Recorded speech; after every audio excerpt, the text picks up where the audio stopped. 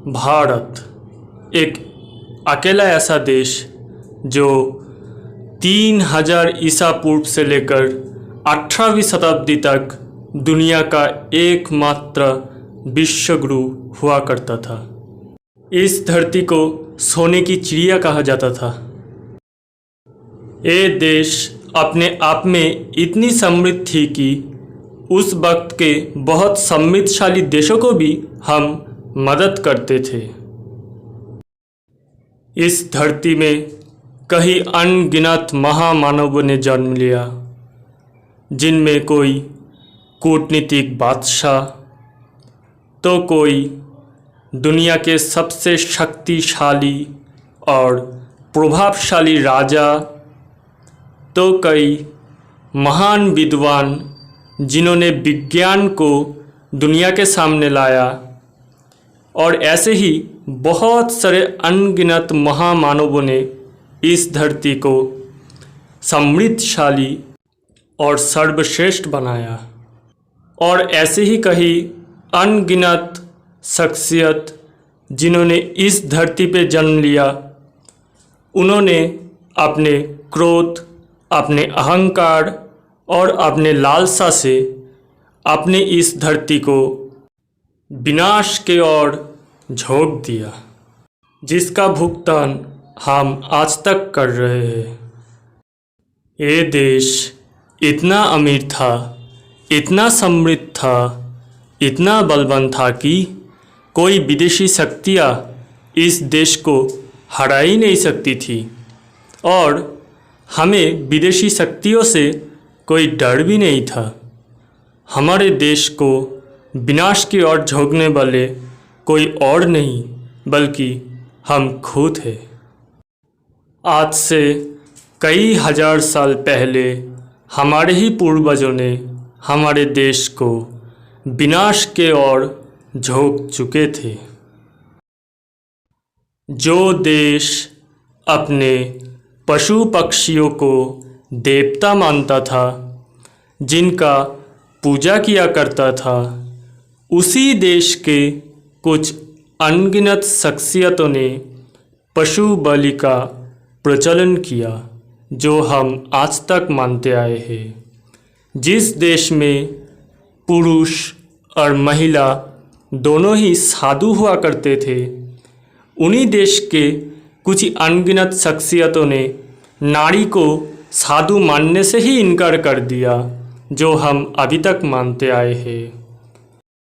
जिस देश की रचना थी कि स्वर्ग में रहने वाले ही भगवान नहीं कहलाते, असुर भी कभी स्वर्ग पे रहते थे, पर वो भगवान नहीं थे।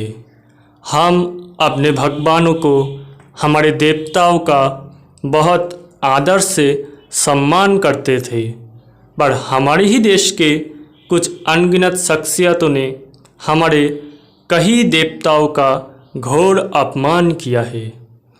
जैसे रामायण में भी कुछ भेद बदल करके उन पे हमारे देवराज इंद्र को अपमानित किया गया है। ये हमारी बदनसीबी है।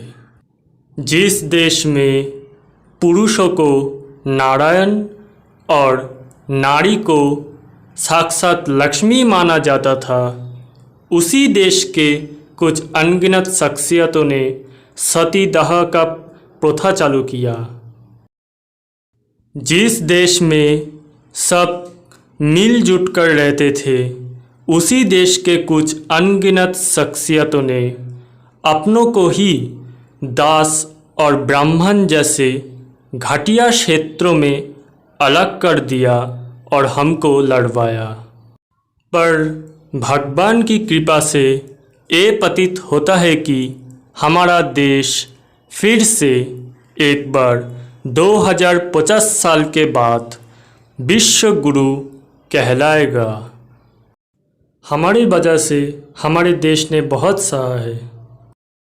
करीब 1000 साल के गुलामी के बाद आखिर हमारे देश ने आज़ादी पाई, पर ये आज़ादी मानव इतिहास का एक बहुत ही बुरा दौर था। उस दौर में अंग्रेज सर्वशक्तिमान हुआ करते थे।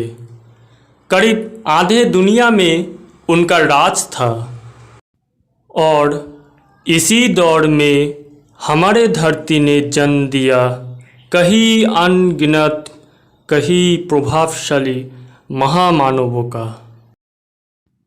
इनमें कई अपने कविताओं से विश्व कवि कहलाए, तो कोई अपने वचनों से, अपने वाक्य से और अपने प्रचंड कविताओं से समूचे अंग्रेज शासन की नींवों को हिला के रख दिया, तो कोई अपने प्रभावों से भारत का डंका दुनिया में कायम किया, तो कोई अच्छे विद्यार्थी बन के अपने ज्ञान के भंडार से भारत का दर्जा ऊंचा किया, भारत की शिक्षा नीति से सबको अवगत कराया, तो कोई अंग्रेज जैसे विदेशी शक्ति के द्वारा ही परास्त करके समूचे दुनिया से उसका राज खत्म कर दिया, उसको खंड खंड करके दुनिया से उखाड़ के फेंक दिया।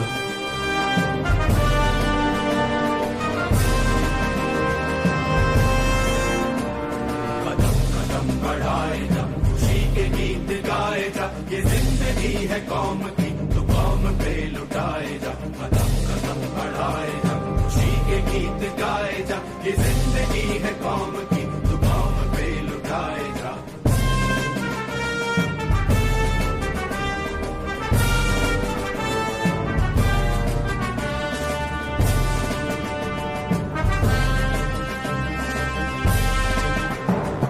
कौन कहते हैं कलयुग में भगवान नहीं आते, ये भी तो अपने माता पिता के 9वें संतान थे।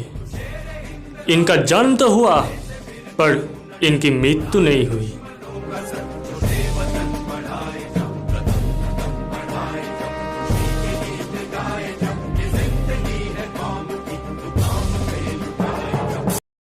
आज़ादी मिली, आज़ादी के बाद कितने अनगिनत शख्सियतों ने इस धरती को फिर से अपने प्रचंड रूप में विश्व गुरु बनाने की ठान ली।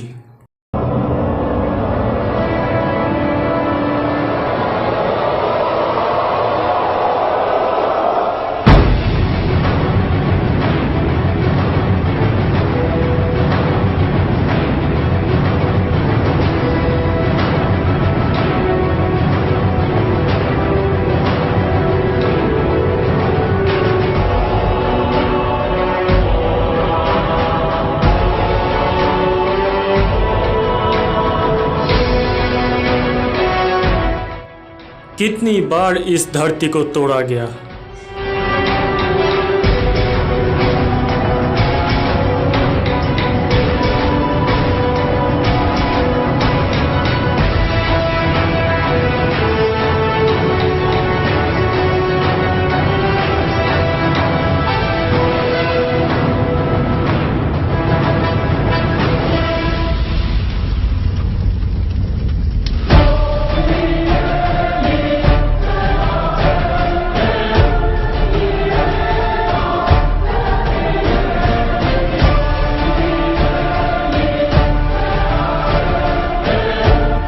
पर इन्होंने संकल्प ली फिर से अखंड, फिर से प्रचंड भारत बनाने की।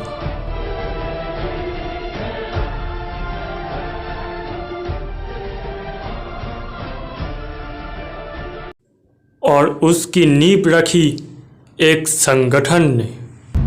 नमस्ते सदा वत्सले मातृभूमे, नमस्ते सदा वत्सले मातृभूमे, त्वया हिन्दु भूमे सुखं वर्धितोऽहम्, त्वया हिन्दु भूमे सुखं वर्धितोऽहम्, महामङ्गले पुण्यभूमे त्वदर्थे, महामङ्गले पुण्यभूमे त्वदर्थे, पतत्वेशकायो नमस्ते नमस्ते, पतत्वेशकायो नमस्ते नमस्ते, प्रभो शक्तिमन हिंदू राष्ट्रांग भूता, प्रभो शक्तिमन हिंदू राष्ट्रांग भूता,